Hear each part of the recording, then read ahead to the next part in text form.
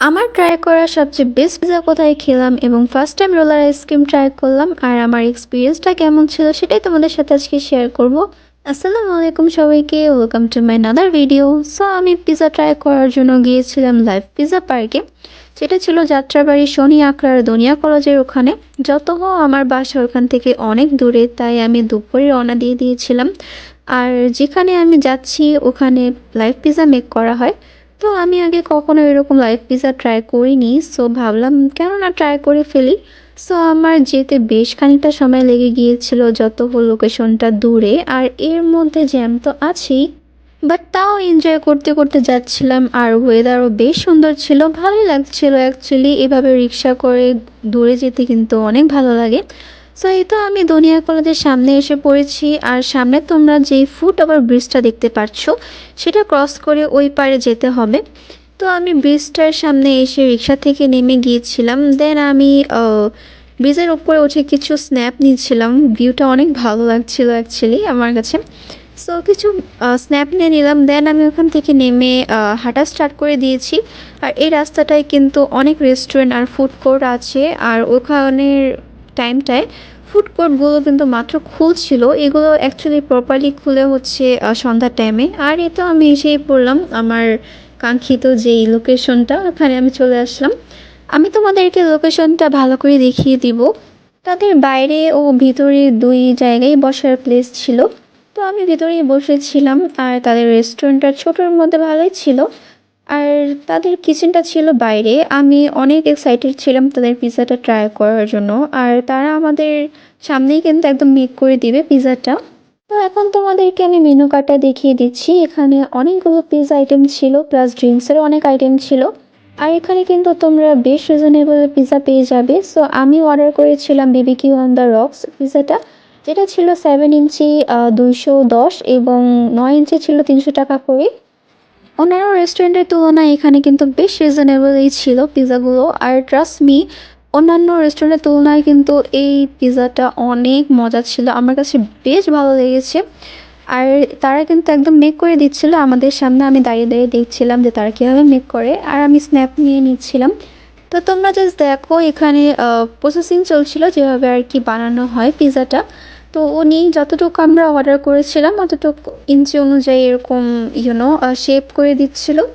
তো ভালোই লাগছিল অ্যাকচুয়ালি এরকম লাইভ পিৎজা দেখতে, ফার্স্ট টাইম ট্রাই করলাম এরকম। আর এক্সপিরিয়েন্সটা বেশ ভালোই ছিল। আর এই তো তারা যতটুকু আমি অর্ডার করেছিলাম ততটুকু করে দেন এখানে আরেকটু যেগুলো প্রসেসিং আছে ওগুলো করে দিবে। তো এখন এখানে তারা পিৎজা যেন ফুলে না যায় এর জন্য কাঁটা চামচ দিয়ে একটু ফোঁটা ফোঁটা করে দিবে। উনি ফার্স্টে হাত দিয়ে একটু করেছে, দেন কাঁটা চামচ দিয়ে করেছে, যেন বেক করার টাইম এটা যেন বেশি ফুলে না যায়।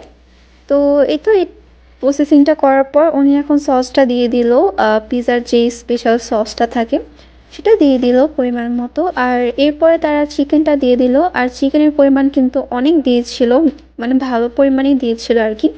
সো আমার কাছে দেখতে ভালোই লাগছিল যে তারা কীভাবে বানাচ্ছে। আর এরপরে উপরে চিজ দিয়ে দিয়েছিল, আর চিজের অ্যামাউন্টটা অনেক বেশ ভালোই দিয়েছিল। আমার কাছে এটা দেখে খুবই ভালো লেগেছে যে চিজ বেশি করে দিয়েছে, বিকজ আমার কাছে চিজ কিন্তু খুবই ভালো লাগে। অ্যাকচুয়ালি অনেকের কাছেই কিন্তু চিজটা ভালো লাগে।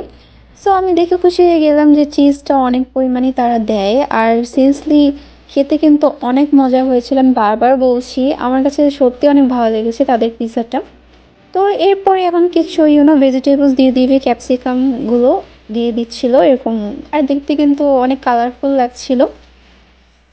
আর এরপরে দেন দিয়েছিল হচ্ছে অলিভ, ব্ল্যাক অলিভ দিয়েছিল এখানে। আর অলিভ কিন্তু পিৎজার যেই মেন লুকটা, এটা আমার কাছে মনে হয় যে সুন্দর করে তোলে অলিভ দেওয়ার পরে। আর এরপরে সস দিয়ে দিল।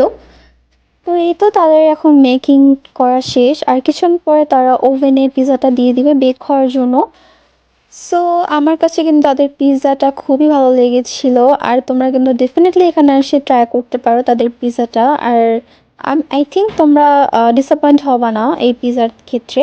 সো এই তো তারা ওভেনে দিয়ে দিল পিৎজাটা, আর এখন বেক হওয়ার পরে আমাদেরকে কিন্তু তারা সার্ভও করে দিয়েছে।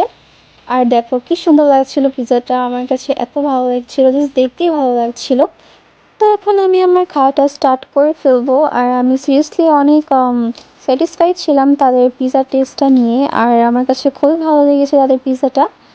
আর তোমরা অবভিয়াসলি এখানে যদি আসো তাহলে তোমরাও ডিসঅ্যাপয়েন্ট হবে না। আই থিঙ্ক অনেক মজা ছিল অ্যাকচুয়ালি পিৎজাটা। সো এই তো এখন সন্ধ্যার টাইমে আমি আরেকটু ভিউ নিয়ে নিচ্ছিলাম। আর তাদের এখানে কিন্তু অনেক রাশ পড়েছিল যখন সন্ধ্যার টাইম হয়েছে। তো আমি তোমাদেরকে আরেকটু ভালো করে লোকেশনটা দেখিয়ে দিচ্ছি। আর এটা ছিল হচ্ছে একদম পিৎজা বার্গ রেস্টুরেন্টের সামনে। তোমরা ওই রাস্তা থেকে একটু সামনে যদি হাঁটতে থাকো তোমাদের এই জিনিসটা চোখে পড়বে, পিৎজা বার্গ রেস্টুরেন্টটা। আর এটার সাথেই কিন্তু লাইভ পিৎজা পার্ক, তোমরা দেখলেই চিনতে পারবে। সো এই তো আমি এখন বাসায় যাওয়ার জন্য রওনা দিয়ে দিলাম। আর যখন যাচ্ছিলাম আমি তখন এই ফুড কার্টগুলো কিন্তু একদম ওপেন হয়ে গিয়েছিল, যেখানে অনেক মানুষ এসেছিল। আর এটা দেখে কিন্তু বোঝাই যাচ্ছে যে এই রাস্তাটা কতটা ফেমাস। আর এখানে শর্মা হাউসও ছিল। তো এটা দেখতেও কিন্তু অনেক ভালো লাগছিল। আর এখানে মিটগুলো বেক হচ্ছিল।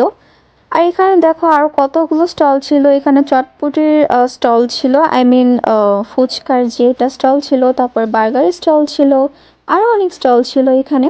তোমরা যদি এখানে আসো তোমরা একসাথে কিন্তু অনেকগুলো আইটেম ট্রাই করতে পারবে। এখানে অনেকগুলো আইটেম ছিল। সো হাঁটতে হাঁটতে আমার এই রোলার আইসক্রিমটা চোখে পড়ে যায় আর আমি এটা ট্রাই করার জন্য চলে যাই। আর এটা যেরকম তারা প্রসেসিং করছিল আমার কাছে দেখতেও কিন্তু অনেক ইন্টারেস্টিং লাগছিল। আর এটা আমার ফার্স্ট টাইম ট্রাই করা। তোমরা হয়তো অনেকে এটা আগে ট্রাই করেছো, বাট এটা আমার ফার্স্ট টাইম ট্রাই করা। আর এটা কিন্তু হচ্ছে আইসক্রিম, মানে যতগুলো ফ্রুট ফ্লেভার্স আছে সবগুলো দিয়ে কিন্তু এটা মেক করা। আর দেখো কি কালারফুল লাগছিল, আর খেতেও কিন্তু বেশ ভালো ছিল। আমার কাছে ভালো লেগেছে। আর এটার ইচ ছিল 50 টাকা করে। তো এই তো আমি আজকের ব্লগটা এতটুকুই রাখছি। তোমাদের ব্লগটা ভালো লাগলে লাইক, কমেন্ট, শেয়ার করতে বলো না। আর আমার পেজটা তোমরা ফলো করে দিও ফর মোর ভিডিওস। লাভ হাফেজ।